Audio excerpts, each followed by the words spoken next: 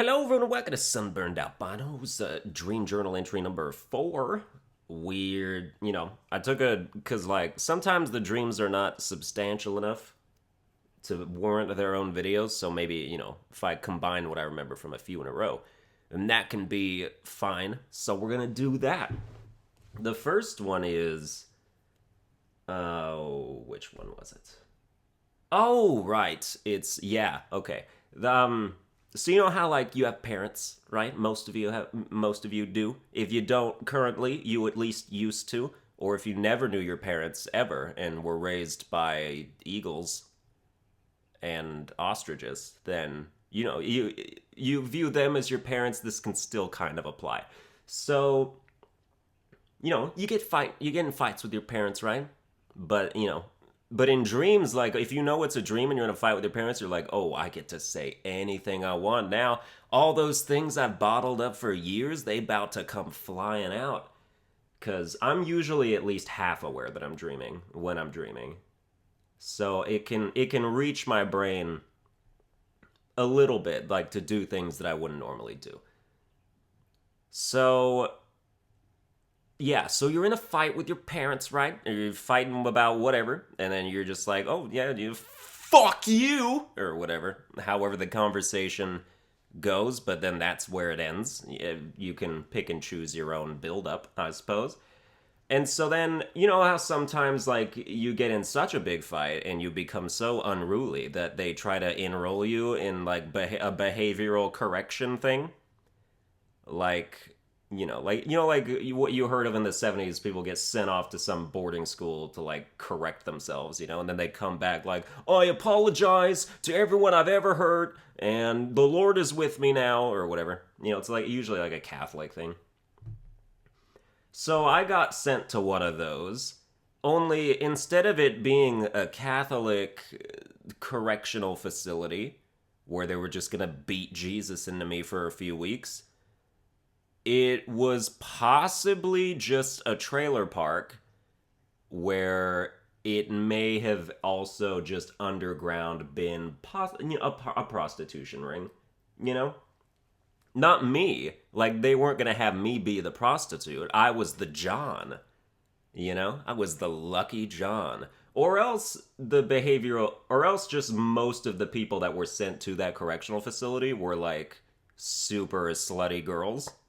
In which case, all right. But yeah, and also they had us room together. It was me in a room with two girls, and I was making them laugh because, I'm my charming sunburned albino self. I can't help it. It just ekes out into the atmosphere, and, it's like pheromones that girls just, take it into every orifice of their body. Oh, I'm a new person now. How can I make sunburned albino feel good today? So they decided that we're going to have a three-way. And I was like, yeah. The only problem with that was as soon as they got close to me, they all turned really disgusting. They went from afar, they looked decent. They looked pretty good. I was like, yeah, I'll do that. But then they came up and it's they were young, but they had wrinkles. It was what you imagine an ugly old witch to look like. It's not. It looked like it was the result of a curse. Is the best way I can describe it. And so I quickly escaped my way out of that dream. Also, the caretaker looked like John Cromwell, or James Cromwell. That's what his name is, right? The guy from Saw, who plays Jigsaw, the old guy, and he was also on 24 for the first couple seasons. As one of the businessmen who was trying to profit off a war that they were trying to start.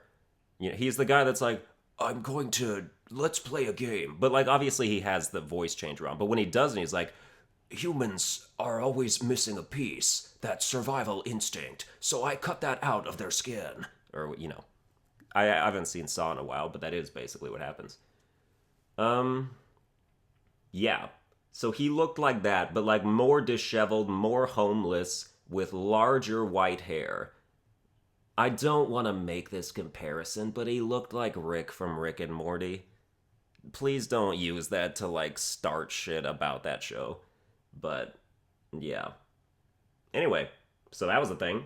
And so, yeah, he was probably just like a pimp masquerading as someone who was going to take in these people. But, like, also, I mean, basically, my parents would then have paid for me to just be a John for 3 weeks and not be any different. So when I came home, actually, when I came home, maybe my behavior would be better because I'd be so relaxed, you know?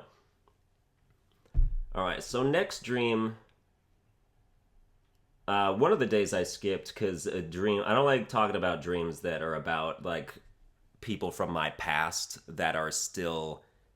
I'm not gonna say they're open wounds, but they're like you can see the scars, I guess. So I skipped that one, and I'm gonna continue to. But then I had a dream where I was like auditioning for an audiobook, and it was an open casting call that took place in the desert, as you do. And then but what and this is the part that pisses I hate this so much when this happens. Actually, this is the first time it's ever happened to me. I couldn't read very well. You know me. I put the script on the computer. I'm on it. I'm like laser eyes, Superman X-ray vision. I see all the subtext. I see all the inflections. It comes in my brain. It directionalizes into myself. And I weave this scriptural masterpiece with my tongue. Oh, made it too sexual there. I apologize. Do I? But yeah, but then in the dream, like it's like, hey, you're supposed to read for the part of this dude, and I'm like, all right, I'll read it. So I'm reading it, and then it's just I don't know how to pronounce words anymore, and I think there are even words that don't exist, like I've never heard them before. Some of them, there was like extrupishness. That was not it at all, but they might as well have been for how well I pronounced it. And then like the other, I still got the part, which was kind of funny because everyone else was even worse. It was like the worst audition, and you could tell the guy was like not happy with the results, but he's like, "Oh my god, this is all I have to choose from. Albino, I guess you're this guy." And the other guy, who was even worse than me somehow, decided to, or was picked to be a different part that was shitty. It was a shitty part. And that made me happy. I like when people that aren't me get shitty things. You know? I feel like that's something you can get behind. It's kind of like when, I talked about it before, but I love when people from my high school who started YouTube channels don't ever get anywhere. I just like seeing them suffer. I don't know. Like, just be in obscurity forever. I'm not even talking about Fish either, by the way. I just realized that that's how that would come off. I'm talking about, like, other people. Because there's been a few others.